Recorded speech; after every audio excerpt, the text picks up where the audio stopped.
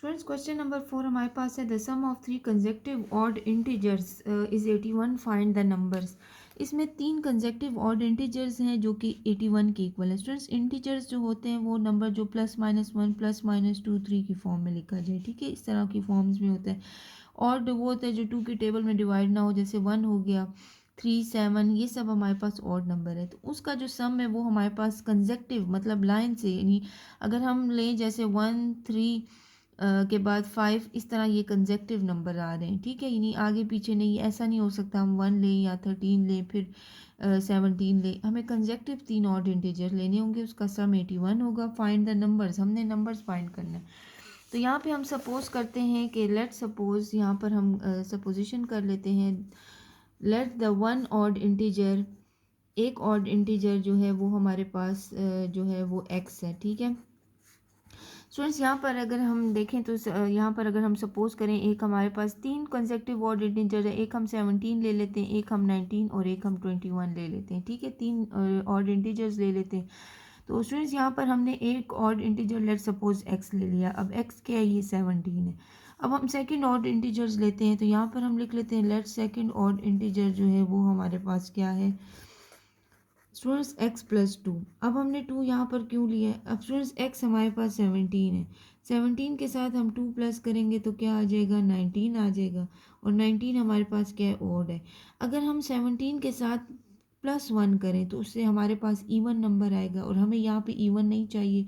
Condition हमारे पास ये है कि हमें ऑड इंटीजर चाहिए, इसलिए हम 17x+2 लिखेंगे, 1 नहीं लिखेंगे, क्योंकि अगर हम कोई नंबर 1 ऐड करते हैं तो उससे हमारे पास 18 आता है, 18 इवन नंबर है, इसीलिए हमने x+2 ऐड किया है। क्योंकि 17 के साथ 2 ऐड करें तो हमारे पास 19 आएगा, और ये हमने खुद से सपोज किया नंबर, ठीक है। अब लेट हमारे पास जो थर्ड ऑड इंटीजर है उसको अगर हम लें तो वो हमारे पास क्या होगा, अब स्टूडेंट्स वो हमारे पास होगा x+4। अब स्टूडेंट्स लेट सपोज x हमारे पास 17 है, 17 में अगर हम 4 प्लस करें तो हमारे पास क्या हो जाएगा, 21 आ जाता है। तो 21 हमारे पास ऑड नंबर है, इसीलिए यहाँ पे हमने 4 लिखा x के साथ। अगर यहाँ पे x+3 लिखें तो स्टूडेंट 17 के साथ 3 प्लस करें तो 20 आता है, तो 20 हमें नहीं चाहिए, वो इवन नंबर में आ जाएगा, इसीलिए हमने ये तीन कंसेक्टिव ऑड इंटीजर्स इस लिहाज से लिए हैं, ठीक है। अब स्टूडेंट्स हमें क्वेश्चन में गिवन है condition the sum of three consecutive odd integer is 81, तो हम यहाँ लिख देते हैं अकॉर्डिंग टू द क्वेश्चन, ठीक है, according to the condition या condition given in the question, the according to the condition given in the question क्या है हमारे पास, वो हमारे पास क्या है कि जो तीन कंसेक्टिव नंबर है, स्टूडेंट्स जो कंसेक्टिव तीन नंबर हमने इंटीजर सपोज किए, एक x है इसका सम, एक x+2 है इसका सम, और एक x+4 है इसका सम, किसके इक्वल है, 81 के। ये हमें कंडीशन क्वेश्चन में गिवन है। जितने x टर्म है इसको हम ऐड कर लेंगे, 1 2 3 टाइम x है तो 3x लिख देंगे, 4 + 6 6 हो जाएगा 81।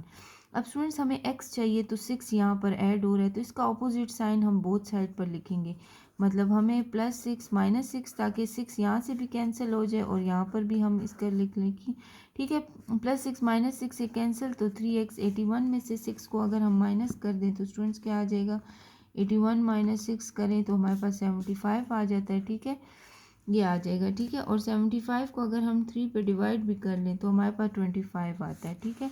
तो 3x के डिवाइड कर लेंगे, क्योंकि हमें सिर्फ x चाहिए, 3 से कैंसिल, 75 डिवाइडेड बाई 3, तो यहाँ से x की वैल्यू हमारे पास 25 आ जाती है, ठीक है। तो ये हमारे पास इसका रिक्वायर्ड आंसर आ जाता है, ठीक है।